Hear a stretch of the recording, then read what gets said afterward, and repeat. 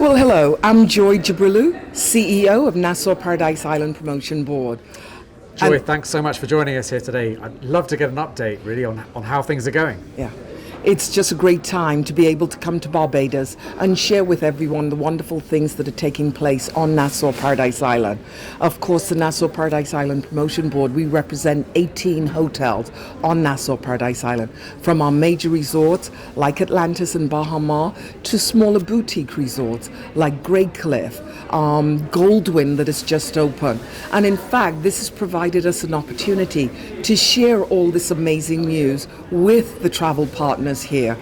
Goldwyn opened this year, March of this year. It is a small boutique hotel.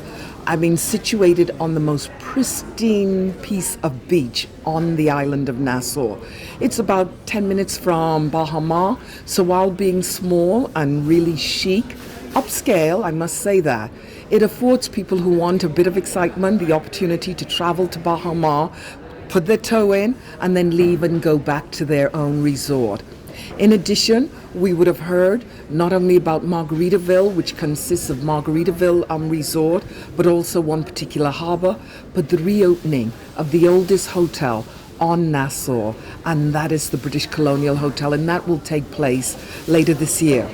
So added to that, and within close proximity of those three hotels, Nassau Cruise Port, which has undergone a $300 million redevelopment and is slated to be opened at the end of this month, May 25th to 27th in fact.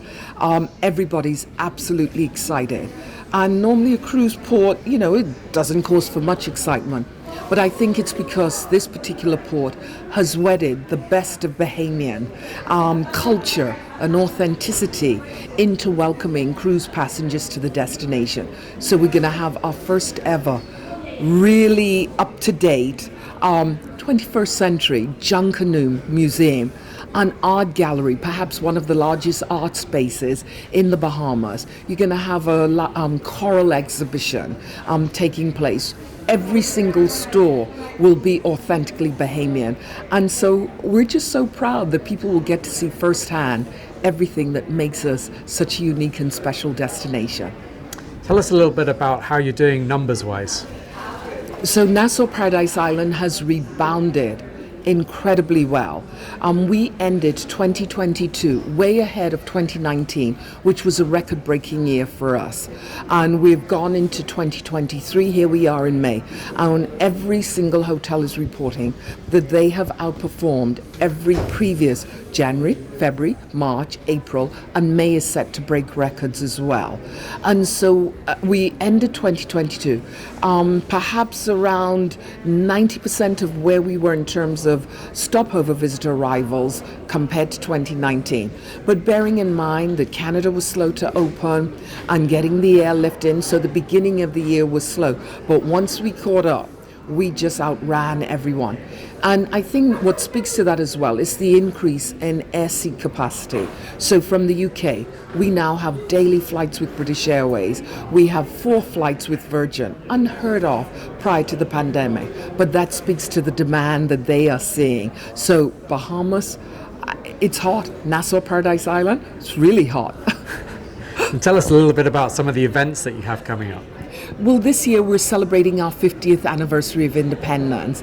And I know many of people who listen to this from some of our key markets, the United Kingdom, for example, even the US, saying 50 years, and to them, we're little babies, but we are really proud. We feel that we are in adulthood. We've been at this game of independence for a long time, and Bahamians are seizing the opportunities to celebrate our successes, look at where we are, what we've done, what we need to do differently. But in true Bahamian fashion, and I dare say Caribbean fashion, we're doing it with festivals, with festivities, with celebrations.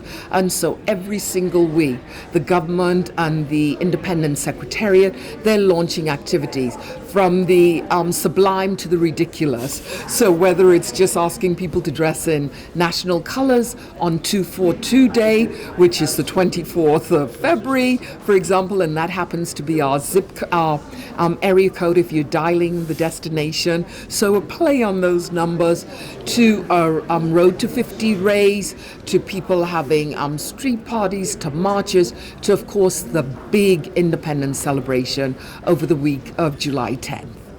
And last one, how are you working with the travel professional community around the world?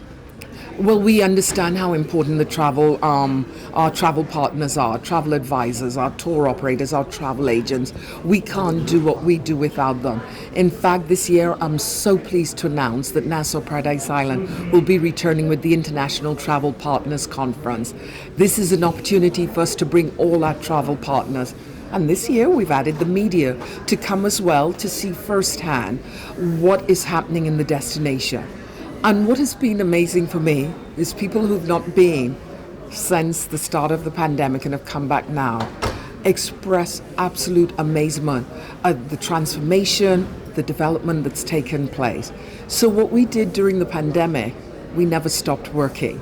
And it's been great to unveil all these new additions to our travel partners. So we're looking forward to hosting them, to showing them everything that's best about Nassau Paradise Island and recognizing the partnership and really how important they are to us. Joy, thank you so much for giving us your time today. You're doing a wonderful job. Thank you. It's always my pleasure.